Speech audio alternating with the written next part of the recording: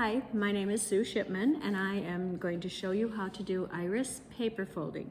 Now, iris paper folding is not about an iris flower, it's about the iris of the eye. And we're going to be doing the colored part of the eye, and it's going to have a hole in the middle that you can fill in or leave as a hole. In your kit that you get at the library, you will have a package of strips of paper. They're 1 inch. And then there is another bigger piece that will be the top and the bottom of your teapot. Oh, I should show you what it looks like. This is what it's going to look like when you are done. And you will also get a pattern. And you'll get a card that I've already traced the center of the teapot.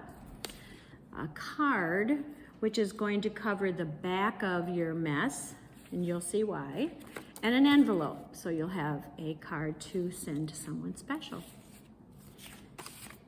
So the first thing you're going to do is you're going to take your card and you're going to cut out the teapot belly.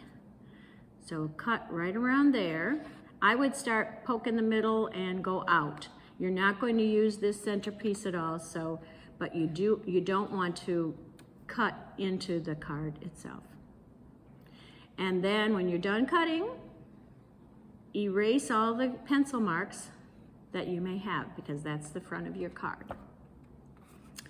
After you're done with that, you're going to cut out on the side of each of this. So it's going to look like so. It's going to be smaller. This is your pattern.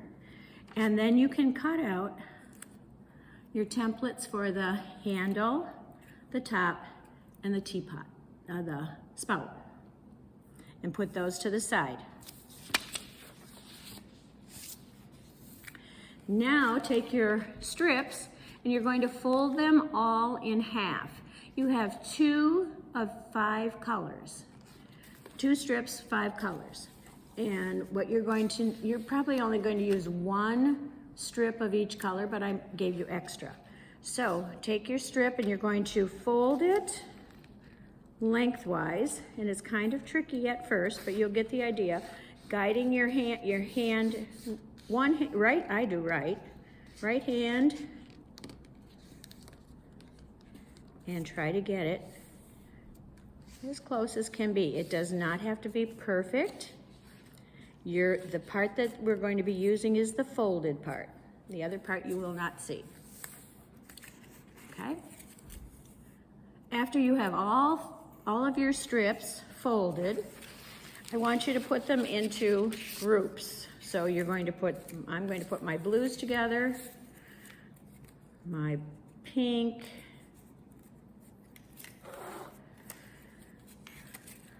yellow, let's see, 1, 2, 3, 4, 5, okay.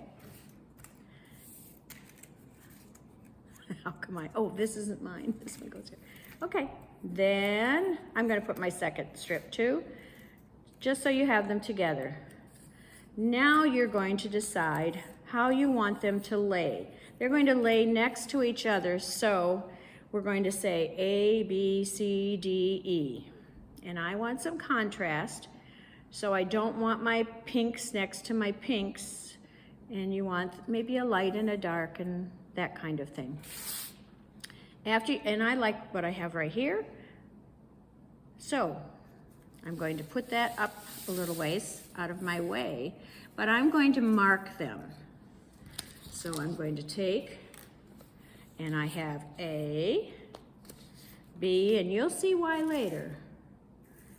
You don't have to do this, but it's nice to have that letter right there.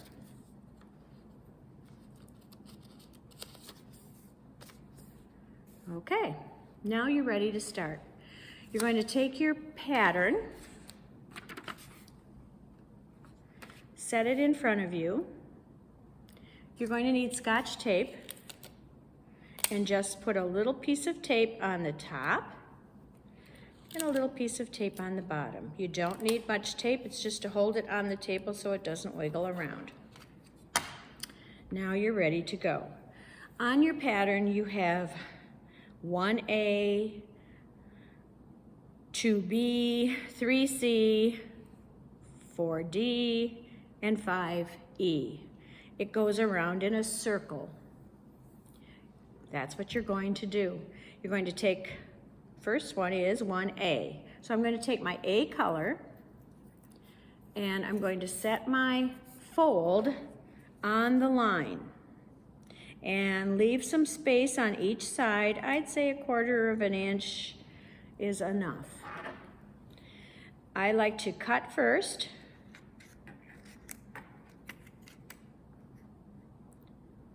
If you don't leave enough, you'll have a hole in your eye, in your iris, and so you don't want that. And it doesn't matter if you have lots more, it's because it's all going to be covered up, but you don't want gobs. Then I'm going to take my Scotch tape, about 1/4 of an inch, not very much at all, and you're going to place it on one side of your strip and the other side. Make sure that it does not go on the fold, because otherwise towards the end it will show. It won't show now, but it will eventually in the center. So you're going to put down, right on the line, your fold is right on the line, and set that down.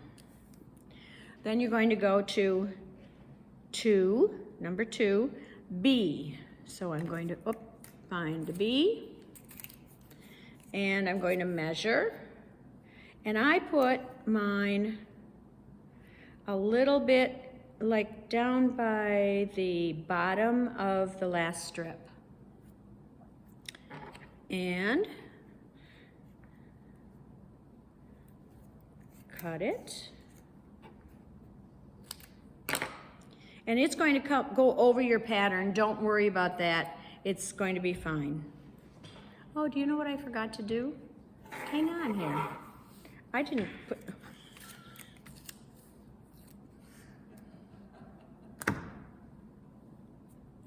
Okay, here we go.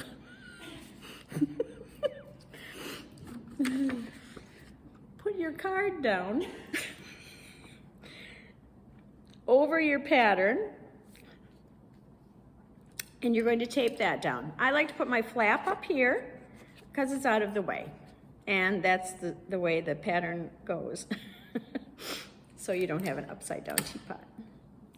And I do the sides just a little teeny bit. It's okay if you're not exactly on the line, because you're going to fill that in.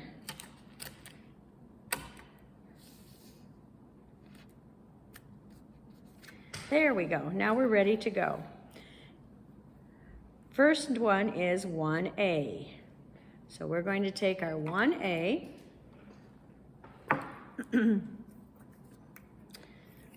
fold side is on the line, and about 1/2 inch off the center. Then we're going to do about the same way on the other side, 1/4 to 1/2 inch, and cut. Your scotch tape will be about 1/4 of an inch. Put one on each side.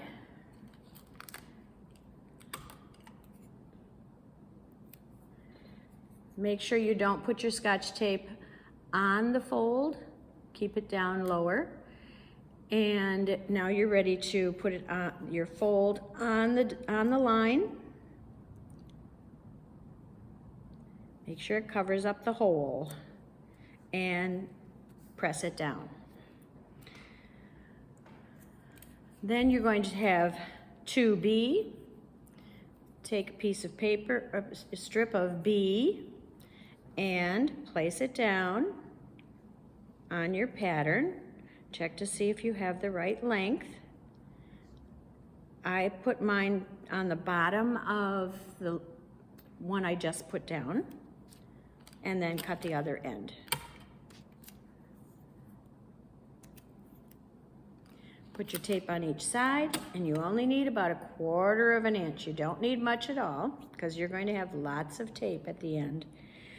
Put your fold on the line.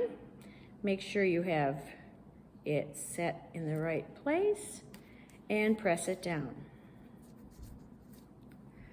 Then the next one is 3C. So I'm going to take my C color, do the same thing. I'm going to put it at the bottom of the one I just put down and then cut at about 1/4 to 1/2 inch. Put the tape on.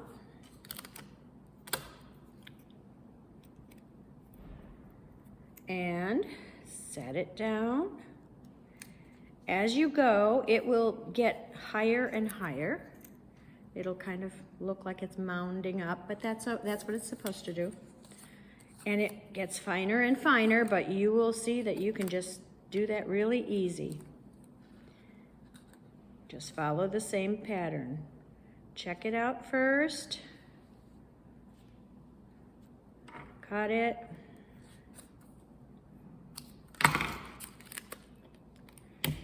Put on the tape, and around you go.